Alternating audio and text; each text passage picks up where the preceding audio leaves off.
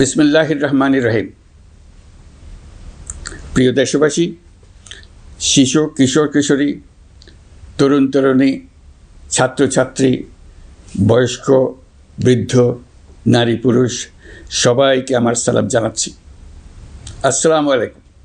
শুরুতেই আপনাদের সবাইকে জানাই পবিত্র ঈদুল আজহার শুভেচ্ছা। ঈদ মোবারক। প্রতি বছরই এই দিনটি আমাদের সামনে হাজির হয় ত্যাগের এক মহান দৃষ্টান্ত হয়ে। আমরা যদি কোরবানির মাহাত্ম্যকে ধারণ করে লোভ, স্বার্থপরতা, হিংসা বিদ্বেষ মুক্ত হয়ে সমাজ ও রাষ্ট্র বিনির্মাণে নিজেদের নিয়োজিত করতে না পারি, তাহলে কোরবানির ঈদ আনুষ্ঠানিকতা ছাড়া আর কিছুই নয়।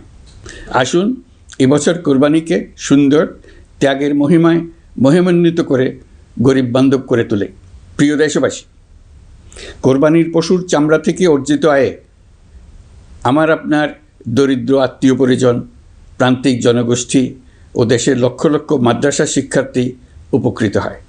আমাদের গরিব স্বজন ও প্রতিবেশীরা তাদের হক যেন ঠিক বুঝে পায়, সেদিকে আমাদের মনোযোগ দিতে হবে। তবেই এই উৎসবটি হয়ে উঠবে ধনী গরিব সকলেরই উৎসব। পশুর চামড়ার ন্যায্য মূল্য নির্ধারণ, বর্জ্য ব্যবস্থাপনা সহ সার্বিক বিষয়ে সুষ্ঠু ব্যবস্থাপনা নিশ্চিত করতে সরকারের একটি উচ্চ পর্যায়ের কমিটি কাজ করছে। একটি কন্ট্রোল রুমও খোলা হয়েছে।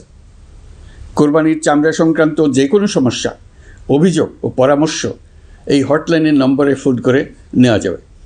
আমরা এই বছর কোরবানির পশুর চামড়া সংরক্ষণে 30,000 টন লবণ বিনামূল্যে সরবরাহ করেছি। কোরবানির ঈদে আরও একটি গুরুত্বপূর্ণ বিষয় হলো পরিষ্কার পরিচ্ছন্নতা। আমি দেশবাসীর প্রতি আকুল আহ্বান জানাই, আপনারা সকলে পরিবেশ পরিচ্ছন্ন রাখতে সমবেতভাবে এগিয়ে আসবেন।